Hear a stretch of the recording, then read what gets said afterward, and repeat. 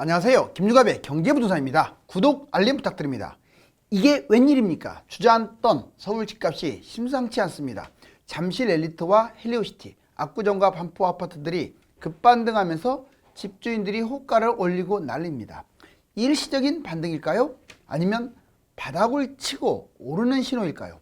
흐름을 정확하게 알아야 매도자와 매수자 모두 대처를 할 수가 있습니다.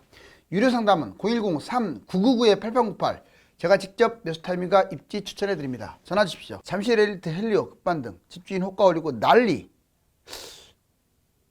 상황을 좀 봐야겠죠. 여기 보시면 올해 키워드입니다. 지금 물가, 부동산, 러우 전쟁, 수출 이런 것들이 지금 핵심 경제 아주 이슈가 됐죠. 그것만 봐도 부동산이 얼마나 뜨거운 관심을 갖는지 알 수가 있어요. 먼저 부동산 반등 조짐이 심각하다. 자, 일단 규제 완화에 매물 다시 거둬들이는 집주인들, 자, 아시아투데이도 말하고 있는데 정말로 그런지 한번 보자고요. 먼저 부동산 상승 조짐, 가격이 지금 올라가고 있다. 잠실 반등하고 있다. 엘리트 17에서 19억대에 포진됐던 것들이 다 20억 넘어버렸어요. 거래도 됐고. 두 번째, 강동 헤리티자이라고 들어봤죠? 길동 쪽에 있는 거. 얘가 54대 1의 경쟁률. 그런데 재밌는 게 커트라인 예상위로 엄청 높아요. 64점, 가점 64점이 당첨됐다는 게 그것도 커트라인이 평균은 한 67점, 최고점은 70점대가 훌쩍 뛰어넘고 상당히 대성공을 거뒀네요. 그리고 또 재건축이 막 폭락을 해야 하는데 일반 아파트들보다 지금 하락폭이 아직은 적어요. 시세가 꿋꿋하다. 예를 들자면 강남, 목동, 여의도, 분당. 물론 거래가 안 돼서 그런 것도 있지만 가격이 반등하는 거 아니냐 이거예요. 두 번째, 매물도 실제로 감소되고 있어요. 보실래요? 매물 감소 한 달 만에 7% 정도 감소, 최대폭입니다. 지금 1년 만에. 서울 감소 5.5만 건이 5.1만 건, 구체적인 수치죠.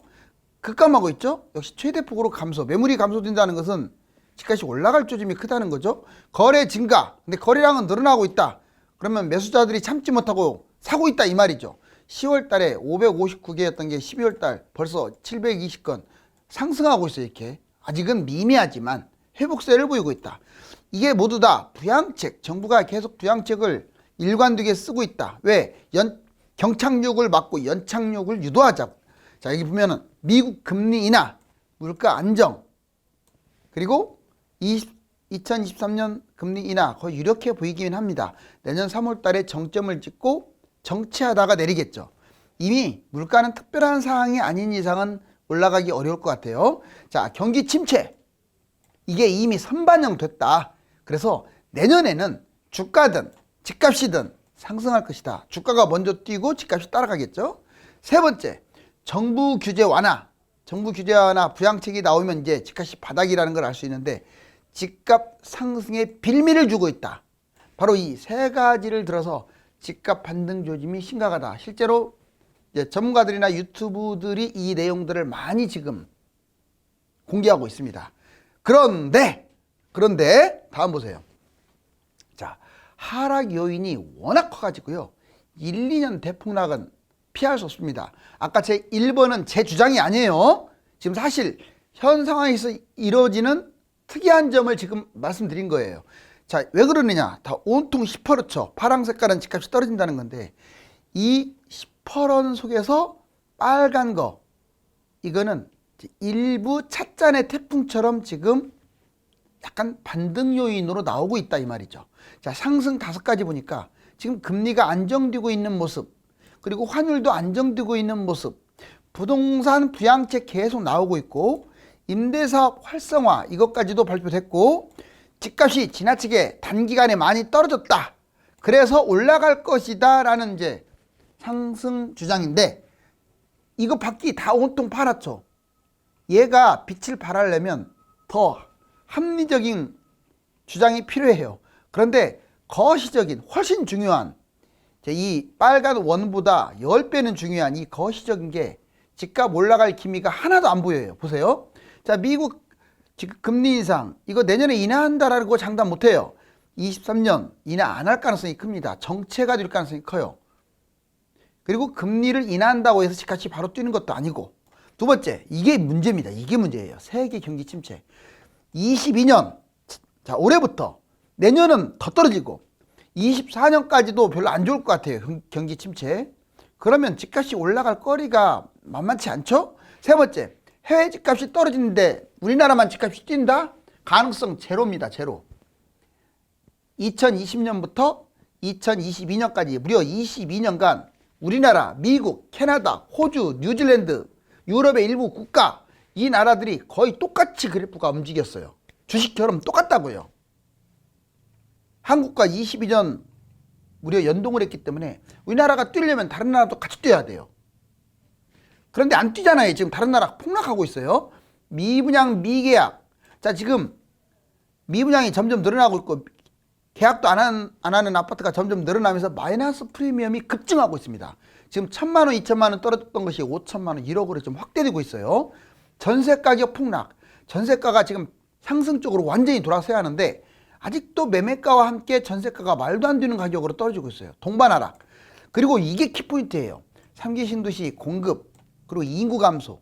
바로 이 두 가지가 발목을 당분간 잡을 것 같아요. 특히 내년에.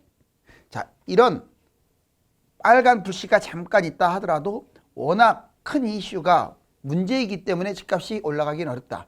그런데 이제 오늘 여러분들이 알고자 하는 것은 이겁니다. 과연 23년에는 어떻게 될 것이냐. 올해는 사실입니다. 사실 그대로를 말씀드릴게요. 먼저 시세, 분양, 주요 이슈, 이걸 정확하게 알아야 돼요. 시세, 실거래가가 고점 대비 30%다 떨어졌어요. 여러분들 한번 매물 내놔 보세요. 마이너스 20%로 내놔갖고는 누가 거들떠보지도 않아요. 30% 떨어졌다고 해서 옳다구나 하고 거래되는 것도 아니에요. 그걸 딱 접점을 찾아보니까 현재 10억이면 7억까지 떨어졌고 5억이면 거의 한 3.5억 이 정도 떨어졌다고 보시면 돼요. 진짜 많이 빠졌어요. 자, 폭락지역 특히 많이 빠진 곳 세종, 대전, 대구, 인천 이 순서대로 지금 많이 빠졌습니다. 그렇다고 다른 곳이 안 빠졌느냐, 이제 좀 덜 빠졌을 뿐 거의 막 추락하고 있어요. 이번에 분양 보세요. 서울하고 3기 신도시는 작년 초만 해도, 올해 초만 해도 경쟁률이 셌습니다. 경쟁률 막 50대 1, 작년 같은 경우는 몇백 대 1 이랬는데 지금 보세요. 10대 1 미만이에요.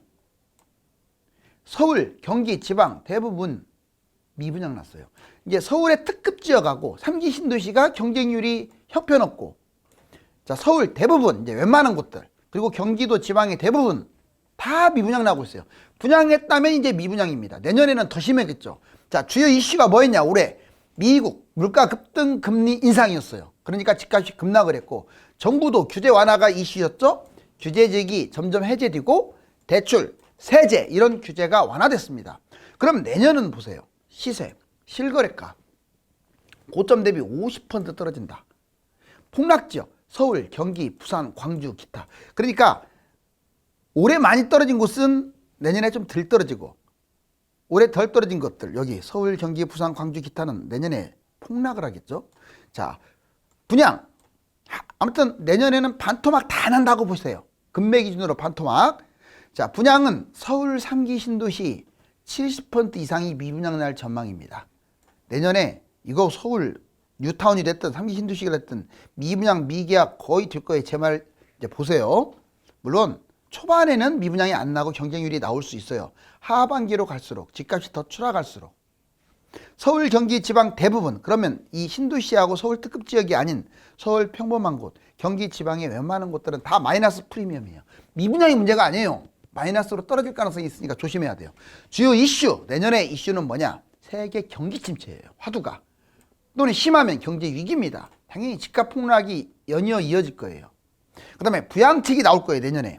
신규 미분양이라든가 신규 주택을 매입하면 주택수에서 제외, 분양권 전매, 모든 규제 싹 사라져요. 자, 이제 3차 5년 이상 폭락 또 온다. 이거 좀 신경 좀 써야 됩니다. 왜냐하면 이제 장기 폭락이 우리나라에 2번 있었어요. 2번. 과거 데이터상. 단순하게 사이클만 보시면 안 된다 이거예요. 여기 보시면 1차 폭락 91년에 98년, 이거 일부는 잃어버린 30년인데 우리나라도 IMF까지 연기해 지으면 잃어버린 거의 8년. 통계 40% 폭락을 했고요. 실질적으로 반토막 났어요. 이때. 원인은 일본 부동산 붕괴, 그리고 우리나라의 IMF가 같이 터졌죠. 8년 동안 왜 하락했느냐? 장기 하락에는 꼭 뭐가 있다고 했어요. 바로 신도시입니다. 이 신도시가 죽일 놈이에요. 여기 보세요. 일기 신도시 이 물량 때문에 경기 침체, 경제 위기하고 더해지니까 이렇게 장기 폭락한 거예요. 두 번째 보세요. 2차 폭락. 2009년에서 2013년. 서울은 2013년이지만 경기도랑 지방은 18년까지 안 올라갔어요. 10년 동안. 바로 이거 미국발 금융위기입니다. 보시면 통계상으로는 25%인데 실질적으로 반토막이에요. 원인, 미국 경제 위기. 이때는 지역에 따라 다른데 대략 5에서 10년. 10년 동안 하락한 곳이 더 많아요. 왜 그랬느냐? 그럼 왜 이렇게 오랫동안 폭락을 했느냐? 바로 이 이기 신도시라는 놈 때문에 그래요.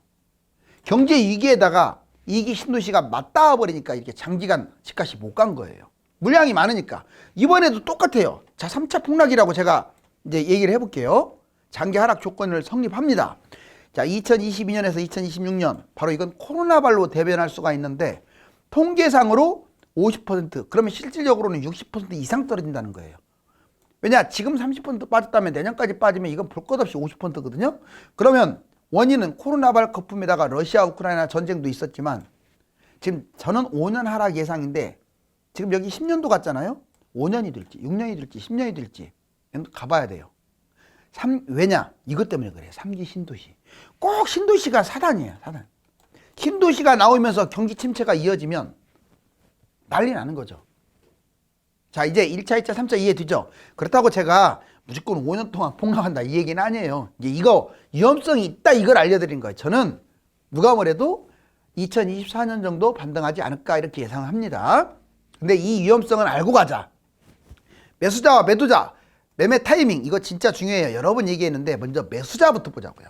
자, 여러분들 지금 매수하고 하락 과정에서 매수하고 바닥에서 매수하고 아예 매수를 안 하고 누가 제일 좋겠어요?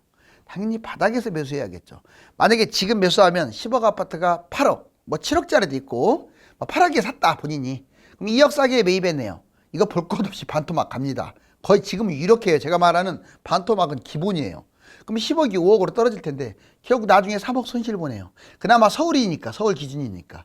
자, 5억 아파트가 12억으로 나중에 올라갈 거예요. 결국은 자 7억 정도 뛰었는데 3억 여기 손실 봤잖아요. 그래서 손이익은 4억 정도예요. 그런데 이제 하락 과정에서 뭐 올해 6월 달에 매입한다든가 아니 내년 6월 달에 매입한다든가 그 과정에서 매입해.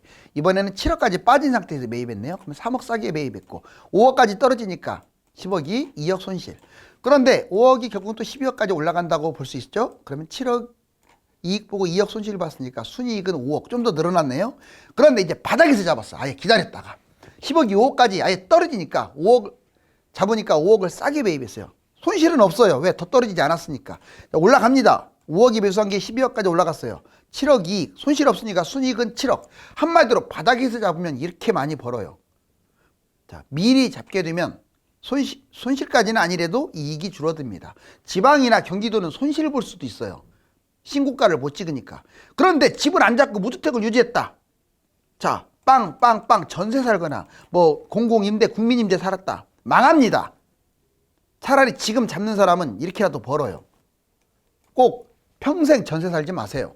자, 이번에는 매도는 반대 상황이에요. 매도는 빠를수록 좋아요. 매수는 바닥 여기서 잡아야겠지만 매도는 빠를수록. 왜? 지금 자 10억 지금 8억 만약 팔릴 수 있다면 던져버리는 거예요. 2억 손실 봤어요. 그렇지만 바닥장에 18억짜리가 10억으로 떨어진 것을 매입할 수가 있어요. 결국은 10억짜리가 서울 기준으로 26억까지 갑니다. 그러면 16억 이익 보고 2억 손실을 봤으니까 이익이 14억이에요. 어우, 지금 엄청나죠? 지금이라도 하루라도 빨리 매도하면 이렇게 이익이 크다고요. 그런데 하락 과정에서 잘 팔리지 않아갖고 결국 7억에 매도를 했어. 그러면 3억 손실 봤네요. 그러면 바닥장 16억짜리가 이제 9억까지 하락했을 때 이걸 매입하면 자 9억이 22억까지 올라갈 거 아닙니까? 이제 좋은 걸 못 잡으니까 점점 낮은 걸 잡는 거예요. 내 돈이 줄어들어서. 자 그러면 이익은 13억이고 손실은 3억 봤다고 했죠? 그러니까 순이익은 10억이에요. 이 잠깐의 차이인데도 4억이나 차이가 나요. 이제 바닥에서 갈아탔어. 바닥에서. 자 10억 완전히 10억이 바닥 5억까지 된 상태에서 매도했어요. 자 그리고 5억 손실 봤네요. 그래도 좀 더 많이 빠진 자, 13억짜리가 7억으로 빠진 걸로 대출을 좀 끼고 들어갔어요. 그러면 7억 아파트가 19억으로 뜁니다. 그러면 자, 12억 이익을 받고 그대로 바닥이니까 5억 손실 받잖아요. 자, 그래서 순이익은 7억이네요. 자, 바닥에 갈아타도 7억을 벌 수가 있어요. 결국 빨리 팔수록 유리하죠. 여기 보니까. 그런데 내 아파트를 끝까지 고집해. 계속 유지한다. 10억 아파트 받아 5억 손실 받네요. 그런데 그대로 끝까지 끌고 가. 그러면 5억은 결국 또 14억까지 갈 거예요. 10억이 떨어진 거니까. 그럼 9억 이익 보고 5억 손실 봤으니까 순이익은 4억. 부동산은 서울 기준으로 우상향이니까 4억밖에 못 벌어요. 끝까지 끌고 가는 것과 도중에 매도하는 것은 10억 차이가 납니다. 자, 이제 전국 집값 하락할수록 커진다. 무슨 말이냐? 자, 지금 서울은 8개월 하락했는데 여기 파란 거 보세요. 이게 0이야. 아우, 많이 빠졌네요. 낙대 그래프가 점점 커진다는 얘기는 점점점 집값이 내려간다는 뜻이에요. 여기 보시면 초록색이 쭉 내려가고 있죠. 자, 근데 경기도는 더 빠졌어요. 10개월 하락했네요. 어우, 이렇게 빠졌어요. 지금 0 밑으로 미친 듯이 빠지고 있죠. 자, 이제 대전은 12개월이나 하락했어요. 여기 보시면 하락 기간도 길죠. 그리고 하락이 되면 될수록 더 빠지고 있네요. 녹색 보세요. 그래프가 완전 바닥. 자, 대구 보세요. 대구는 14개월이나 하락했는데 이거 진짜 밑으로 갈수록 어때요? 하락폭이 커지고 있죠. 반등 소지가 1도 안 보여요. 이 앞에 이 뒤에 있는 게 세종인데 세종은 생략. 자, 이렇게 하락 기간이 길어질수록 어때요? 집값 폭락은 커진다. 최근 서울 아파트 반등 이대로 쭉 오를까? 제가 반등한다는 그 뉴스 그 내용을 보여드릴게요. 자, 잠실헬스 19억 21억까지 거래됐어요. 그 다음에 대치동 음마아파트 17억까지 떨어졌던 게 18억 9천까지 19억 거래됐죠. 자, 고덕 그라시움 14억까지 내려갔던 게 14억 3천으로 이제 반등하고 있다 이 말이죠. 자, 매매량도 보시면 여기 보시면 자, 매매지표 거래량이 이렇게 늘어나고 있다는 거예요. 11월달 728. 자, 매물 현황 5만 7천 건이었던 게 서울 5만 1천 건으로 확 줄어버렸어요. 바로 이걸 보고 서울이 반등한다 그러는데 이거는 찻잔 속의 태풍일 뿐이라고 했잖아요. 자, 미분양 5만 가구 돌파. 제가 예언했던 대로 이제 10만 가구를 향해서 달려가고 있습니다. 위험수위 5만 가구 넘었다고 하잖아요. 여기 지금 8만, 그 전에 16만까지 갔었는데 이거 10만 되는 것은 순간이에요. 얘가 10만으로 가는 순간 이제 개나골이나 다 미분양이 문제가 아니야. 미분양이 다 마이너스 프리미엄 1억, 2억, 3억으로 떨어지는 거예요. 뭐 1,000만 원 떨어지지 않아요. 분양가에서. 여기 보시면 자, 경기도, 그 다음에 빨간 거 인천 계속 미분양 늘어나고 있네요. 그리고 서울 늘어나고 있네요. 자, 이제 핵심 경제지표. 지금 그나마 딱 좋은 경제지표는 환율이 1,400까지 찍고 1,299. 8월달 수준까지 내려왔다는 거예요. 지금 좀 애매합니다. 달러를 살까요 말까요 그러는데 지금 제가 보기에는 그냥 뭐 달러로 재미 별로 못 볼 것 같고요. 또 떨어지면 또 손실 보니까 달러에 너무 몰빵 안 했으면 좋겠어요. 달러로 돈 버는 거 아니에요. 자, 그 다음에 세계 경제 성장률 추이. 지금 21년, 2년, 3년 순으로. 이거 보세요. 세계. 21년 높았는데 22년 빨간색. 자, 회색은 내년이 더 낫네요. 미국 갈수록 떨어지고 있죠. 내년이 제일 안 좋아. 유로존 내년이 제일 안 좋아. 일본도 그렇고. 이처럼 주요 선진국들 전 세계 경제 성장률이 내년에 안 좋아지기 때문에 경기 침체라고 하는 거예요. 수출입도 우리나라 보세요. 끔찍합니다. 이게 뭐예요? 자, 수입 확 줄어든 거 보세요. 수출은 완전 마이너스로 곤두박질 치고 있어요. 이거 지금 정부가 이거 심각하게 생각해야 돼요. 정부가 여당 야당 손잡고 이거 해야 합니다. 맨날 싸우고 그런 짓거리만 하지 마시고. 자, 연도별 한계 기업 10.2밖에 안 됐었어요. 2011년. 근데 여기 보세요. 18.3. 점점점 기하학수적으로 한도 기업이 늘어난다는 것은 은행 부실이 생긴다는 거죠. 22년 부동산 코스피 하락률 세계 1위. 여기 보시면 부동산 서울 전체 이렇게 떨어졌고 뭐 노원, 도봉, 성북, 세종시, 인천 이 순서대로 많이 빠졌는데 22년에 얼마나 많이 빠졌는지 알겠죠. 근데 코스피 보세요. 코스피도 무려 마이너스 24.89. 폐장됐는데 지금 24.89. 즉 집값이든 코스피든 우리나라가 주요국 중에서 제일 많이 빠졌어요. 자, 지금 부동산 난리네요. 우리나라 집값이 오르기 위해서는 다음 세 가지가 반드시 성립돼야 합니다. 첫째, 금리가 안정되고 경기가 호전돼야 합니다. 둘째, 주식과 가상화폐가 올라야 합니다. 셋째, 해외 집값이 뛰어야 합니다. 그전에는 집값 상승이란 없습니다. 감사합니다.